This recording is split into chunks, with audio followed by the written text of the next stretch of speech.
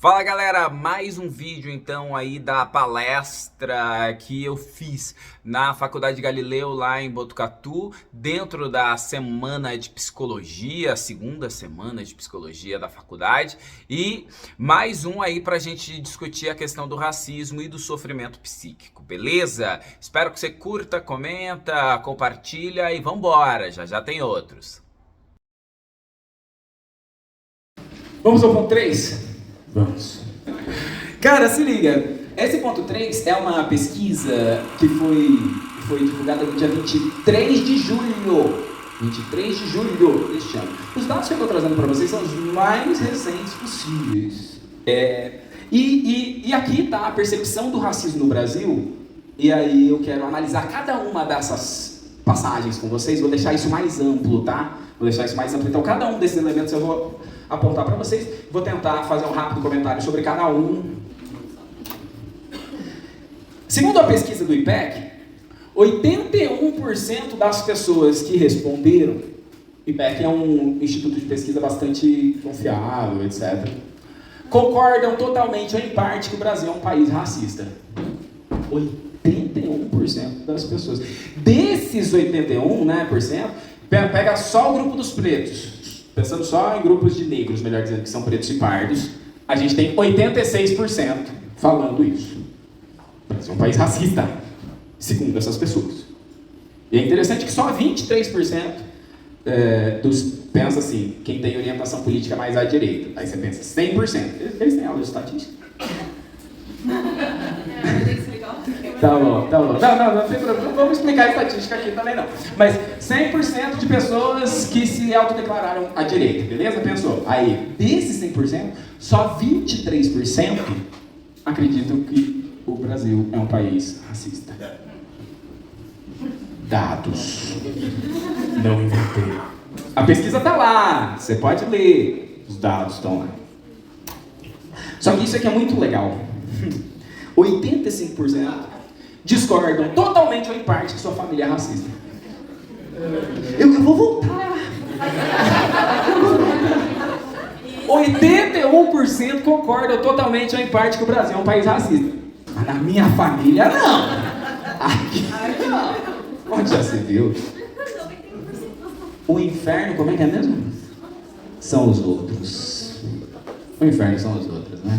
Tá cheio de racista. Eu não conheço um, mas tá cheio. Deve ter, como é que não tem? Preto tudo morrendo aí, cara. Tá cheio, né? Eu nunca vi. Mas deve ter. Você percebe? Eu tô rindo aqui com vocês pra gente não chorar, cara. Porque é pesadíssimo. Você percebe que eu poderia, e eu sei disso. A minha dissertação de mestrado, o tema dela é o mal de viver. Eu discuto essas coisas, o mal de viver. Eu gosto de falar disso. Agora, se eu for falar disso, tensamente, não sobra um aqui na sala. Não sobra, porque é duro. Então, entendam. Eu sei que há pessoas que sofrem com isso, eu sofro, muita gente sofre, mas se a gente for falar disso de uma forma também densa, ninguém consegue nem escutar a palestra. Então, isso aqui é um recurso da minha fala. Não quer dizer que eu estou menosprezando os dados. E eu gosto mesmo de explicar isso para que vocês realmente escutem o que eu tenho a dizer. E a gente sabe que uma forma de fazer as pessoas escutarem é por meio do alívio cômico. Funciona. Eu não criei isso. Aristóteles falou do século V a.C. Então, né? Avanço. E aí tem mais dados que eu achei legal compilar da mesma pesquisa para trazer para vocês. 67% discordam totalmente ou em parte que estudem em uma escola, faculdade ou universidade racista. 67% discordam. Eu vou trazendo os dados e eu vou deixar você ir pensando. 77% discordam totalmente ou em parte que trabalham em uma instituição ou empresa racista. Mas guarda aqui 81% que acha que o Brasil é racista. E aí você vai colocando ao lado essas outras porcentagens. Mas 61% discordam totalmente ou em parte que convivem com pessoas que têm atitudes racistas. 61% discordam que convivem com pessoas que têm atitudes racistas. Sabe onde é que está entrando? É que é o mimimi, né? É mimimi. Isso aí é mimimi, isso aí. Não é? Tô chegando. Não é isso? Avança. 63% concordam totalmente ou em parte que já presenciaram situações em que uma pessoa sofreu racismo. Não faz sentido. Cara, eu não inventei. É da pesquisa do IPEC. Não inventei. Foi publicado dia 23 de julho de 2023. É agora, é ontem. Ontem. Mais um. 85% discordam totalmente ou em parte que possuem algumas atitudes e práticas consideradas racistas. Como é que 81% das pessoas acreditam que o Brasil é racista e 85% discordam totalmente que tem alguma atitude racista? Aí o título, né, da palestra. Só que agora eu pus o quase. Se quase ninguém é racista, onde é que está o racismo? Você percebe? Aí eu espero que você esteja entendendo o movimento que a gente está fazendo. Eu saí com vocês da história do Valmir, que sou eu. Depois eu trouxe para vocês o motivo pelo qual a gente está falando disso. A gente está falando disso pelo número excessivo de pessoas predispostas ao suicídio que são negras. E com as quais os senhores e as senhoritas esperam lidarão. É muito louco isso. Eu disse isso esses dias para os meus alunos, que a gente faz parte da elite intelectual do país. Você tem noção que você faz parte da elite intelectual do país, cara? Só 10% das pessoas deste país fazem e terminam uma graduação. 10%. Você é a elite intelectual do país, cara. Alguém vai dizer, é por isso que estamos do jeito que estamos, né? Se eu sou elite, imagina que não chegou. Ah, Deus. O racismo, portanto, é um crime perfeito. Eu queria muito ter dito isso, mas não fui eu. Quem disse foi o Kabengele Munanga. Vocês conhecem o professor Kabengele Munanga? Ele escreveu uma cartilha, o racismo na escola, para discutir a questão do racismo na escola. Kabengele Munanga é um gênio. Leia Kabengele Munanga. Leia. E aí, uma entrevista dele. Por que eu achei sensacional isso? Por que eu estou trazendo para vocês? Se liga, eu vou ler para vocês, você vai entender. Quando a Folha de São Paulo fez aquela pesquisa de opinião em 1995, guarda a data, perguntaram para muitos brasileiros se existe racismo no Brasil. Mais de 80% disseram que sim. Perguntaram para as mesmas pessoas. Você já discriminou alguém? A maioria disse que não. Nós estamos falando de 95 e estamos falando de 2023, e se nenhum de nós fizer nem o mínimo, a gente vai falar disso em 28, em 35, em 52, em 78. Você está entendendo ou não? Kabengele Munanga falou isso em 1995, bicho. Oh, eu não tinha 10 anos de idade. Cara, significa, portanto, que há racismo, mas sem racistas. Eu sei. Tá no ar. Como você vai combater isso? É óbvio que tem ironia aqui. Eu sei que interpretação de texto nem sempre é um forte de muita gente. Não estou dizendo que é de vocês, mas é importante dizer a ironia aqui. A ironia. Como é que você combate algo que não existe? Você percebe? Eu fui fazendo a cama para vocês. Eu já falei disso antes. Agora eu estou repetindo. Métodos mnemônicos. Ele continua. Muitas vezes o brasileiro chega a dizer ao negro que reage: você que é complexado, o problema está na sua cabeça. Não é isso? Culpa da mídia, lógico. Culpa da mídia. Da mídia. Ah, lógico, culpa da vítima. Também, cara. Olha lá, 2 da manhã, a moça na rua de sainha. Tá esperando o quê? Tá pedindo. Estamos sendo irônicos aqui. Pelo amor de tudo que é mais sagrado. Como é que pode ser culpa daquele ou daquela que é o alvo? Já ouviu falar de crime perfeito? Ele continua. Nosso racismo é um crime perfeito porque a própria vítima é que é responsável pelo seu racismo. Mais uma vez, isso é irônico. Quem comentou não tem nenhum problema. A pessoa que falou sobre, a pessoa que te discriminou, não, isso aí é uma brincadeira. Léo Lins faz esse tipo de piada toda hora.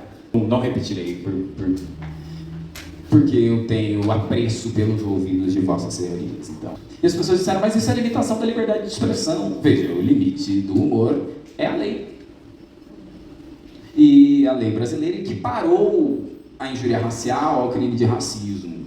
E na injúria racial você afeta um sujeito, enquanto o crime de racismo ele afeta a comunidade. E uma vez que os crimes estão equiparados, ambos são passíveis de pena de prisão de 3 a 5 anos. Com agravante se for humorístico, se for para mais de 10 pessoas. Leiam o livro Racismo Recreativo, inclusive. Adilson Moreira, o tal, gênio. E aí a questão do direito.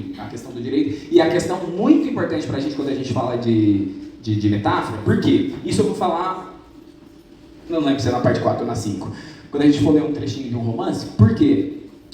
Porque às vezes só tem um jeito de você se identificar, que é fazendo piada consigo mesmo.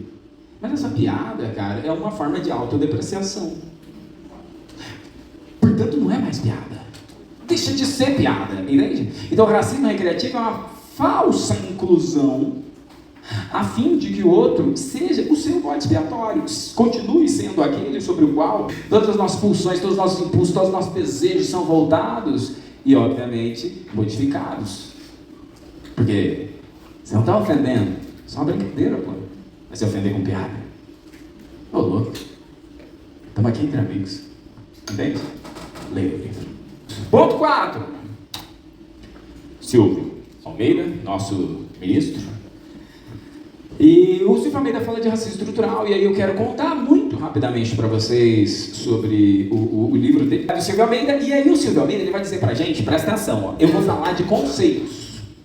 Para que a gente fala de conceitos, Valmir? Para que serve teoria? A gente é psicólogo, não precisa de teoria. Para que servem os conceitos? Os conceitos são as ferramentas com as quais você enfrenta o mundo. Porque senão é improviso. E para ser improviso, você não precisa de faculdade. Uai. Qualquer só, né? Senão eu vou fechar a faculdade Galileu.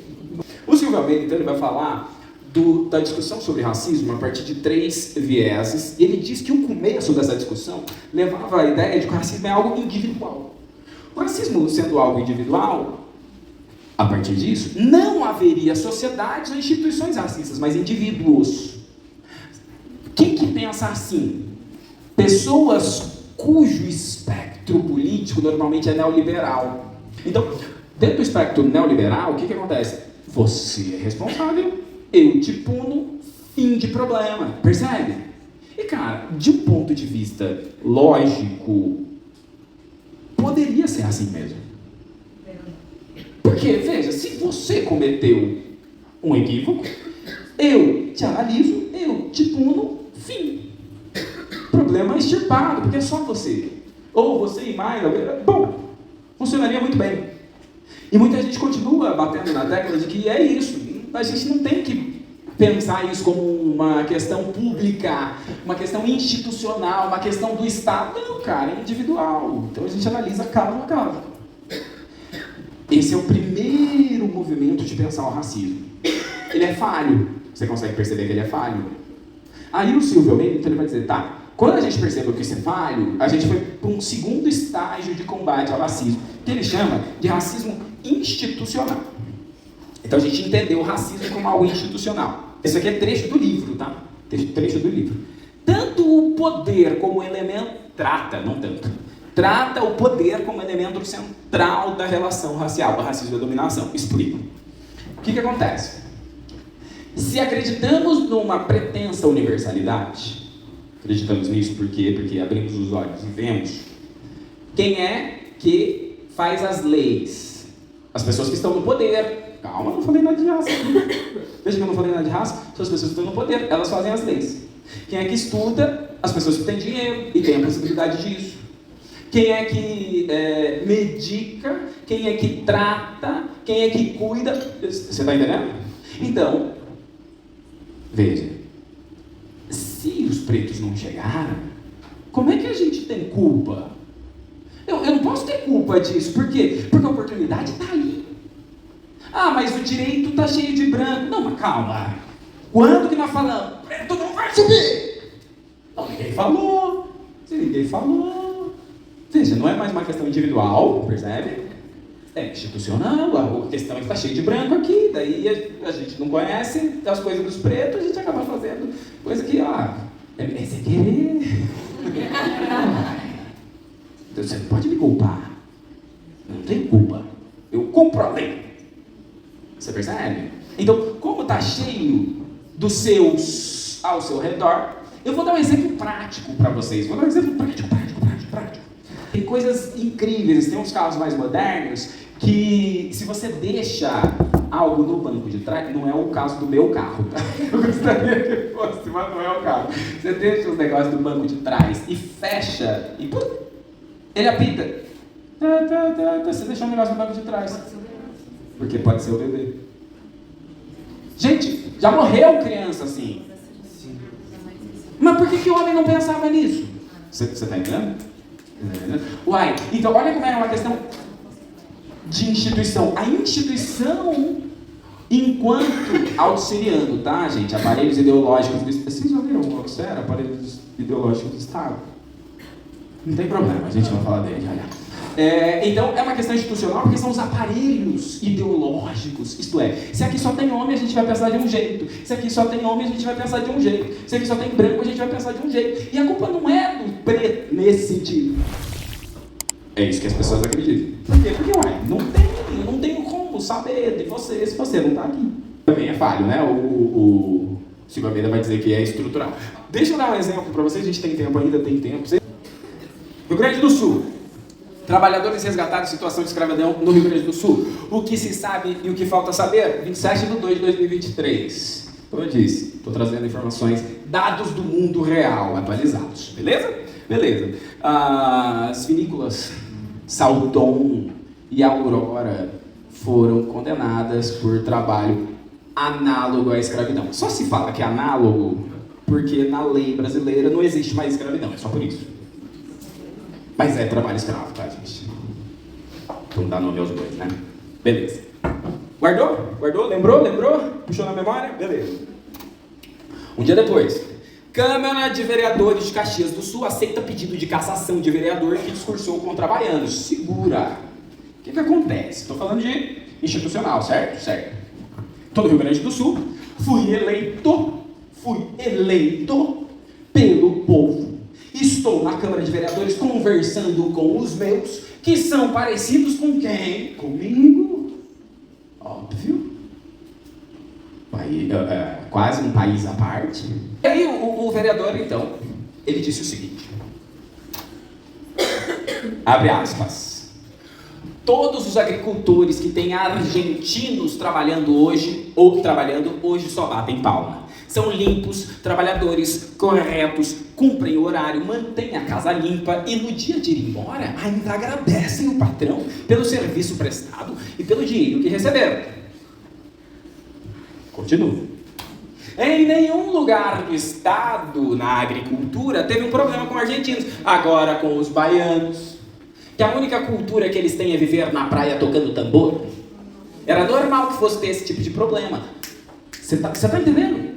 O problema são os baianos, não é o trabalho análogo à escravidão, segundo o nosso colega. Deixem de lado aquele povo que é acostumado com carnaval e festa, para vocês não se incomodarem novamente, fecha aspas. Isso é o racismo. Por que ele pode, na concepção dele, falar isso na cabeça dele? Por que ele acha que pode? Está entre iguais, está falando para os dele. Você está acompanhando? Se eu falo para os meus vão fazer o quê? Aplaudir, pô. Isso mesmo. Mas eu fiz questão de trazer uma jornalista.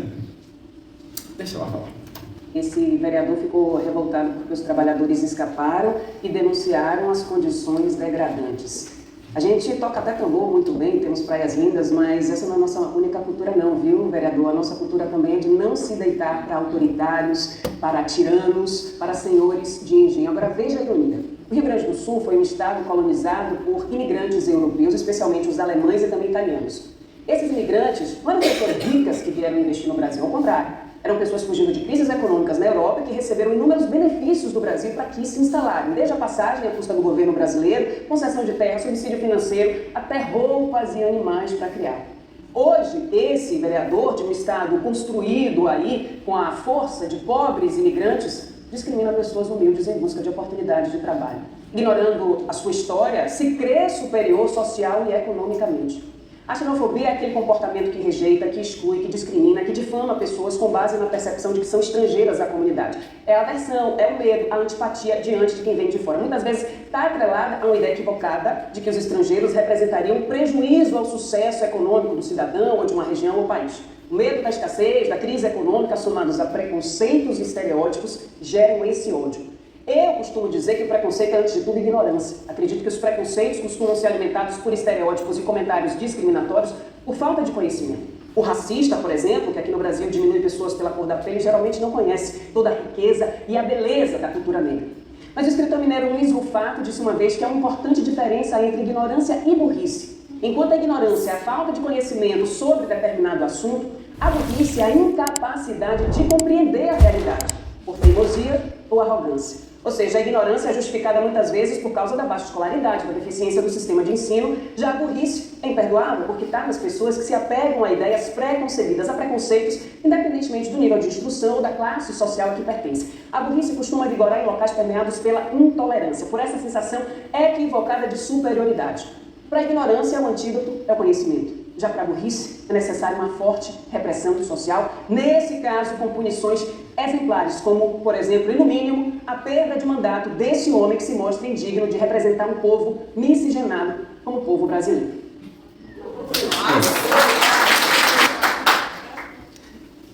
Lindo, né? A fala dela é maravilhosa.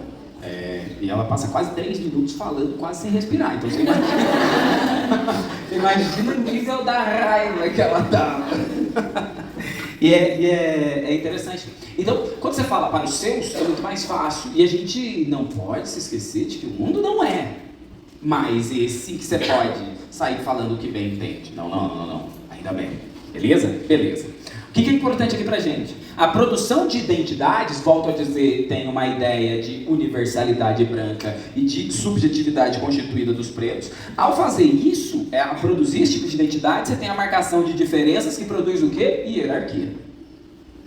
Parte-se da ideia de que alguém está na base e alguém no topo dessa hierarquia apenas pelo tom da pele. Eu não vou fazer comentários sobre a Jéssica Senra, porque eu acho que ela foi bastante enfática na fala dela, bastante clara e didática. Certo. Avanço. Judith Butler, em Gender Trouble, problema de gênero, vai dizer o que pra gente? Presta atenção. Que a ideia, e aí eu vou voltar lá na sua questão do lugar de fala. A ideia do modo como a gente se coloca no mundo. Agora vem cá. Quando você se vale de uma construção identitária, você se vale de uma forma performativa da linguagem. A minha tese, inclusive, é sobre performance, né? O que é isso do ponto de vista da linguagem? Quando eu falo algo, eu construo essa realidade por meio da fala. Eu digo, eu prometo que vou te amar. Por meio... Onde que está a promessa? Na fala. A fala constrói a identidade, constrói a realidade. Beleza? Eu falo todas as vezes, preto baiano é preguiçoso, preto baiano é preguiçoso. O que eu estou fazendo? Construindo a realidade. É por isso que a gente pode e deve se valer da fala para combater também elementos racistas, machistas, LGBTQIA+, fóbicos. Percebe? E vocês têm qual instrumento, se não a fala, estando na posição de terapeutas? Óbvio que vocês têm outros, mas a fala é um dos principais. Então, o que ela vai dizer pra gente? Que dentre as dimensões da identidade, uma é a performativa, e que o ato da linguagem produz a realidade.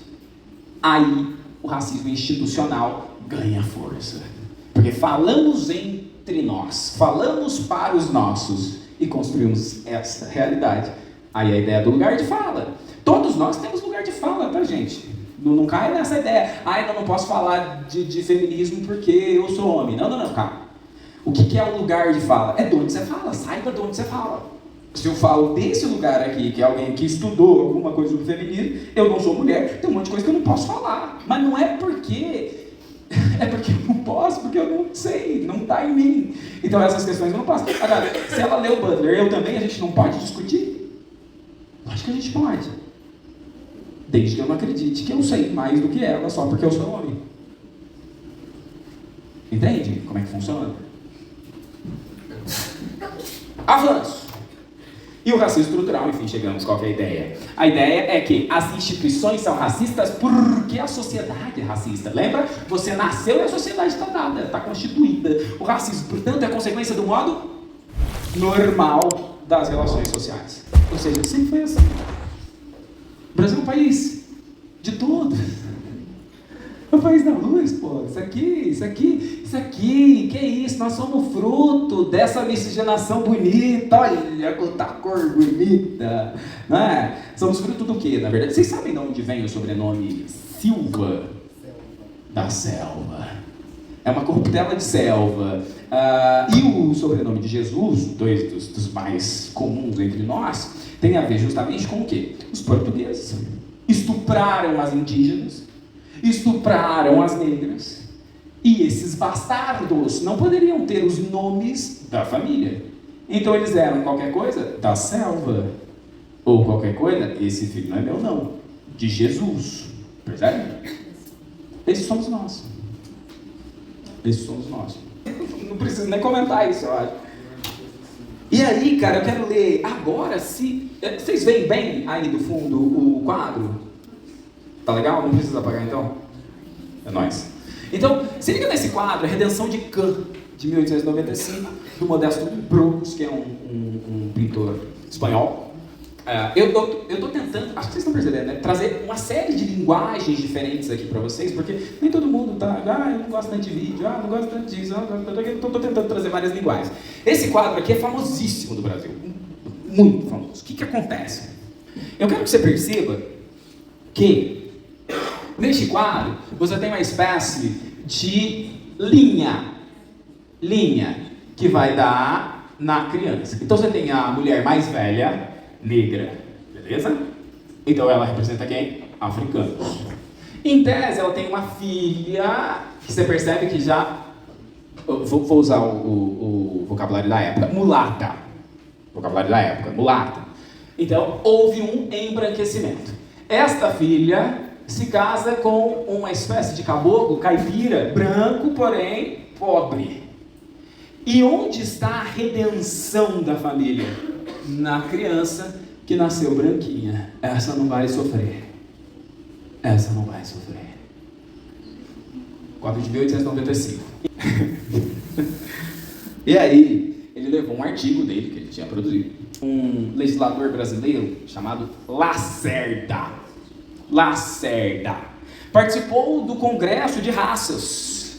E nesse artigo, Lacerda, ele diz: quando foi a abolição da escravatura, Princesa Isabela? 1888. O que ele diz? Não precisaremos matar os pretos. Eles acabarão em 100 anos. Ele cravou, em 100 anos. Ninguém entendeu, ele explica. Como é que acaba? Como não? Você não acaba com preto assim em 100 anos, não vai precisar. Eles vão se acabar pela miscigenação. Com a raça deles. A ideia do Lacerda é fraca. Eles vão se misturar com os brancos. Vai nascer moreninho. Aí o moreninho vai se misturar com o branco. Vai nascer o moreninho clarinho. Aí o moreninho clarinho vai se misturar com o branco. Vai nascer o branquinho. E aí a gente vai viver todo mundo em Florianópolis.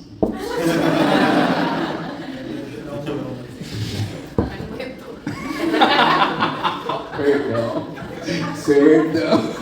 Cara, nunca ninguém errou tanto uma previsão quanto o Lacerda. Nunca. Por quê? Hoje nós temos 57,5% da população que se autodeclara preta ou parda. Você consegue? Ninguém nunca errou tanto quanto o Lacerda. Ninguém nunca errou tanto. Aí há questões várias a discutir. O nosso tempo não dá e bom, é isso. Avancemos.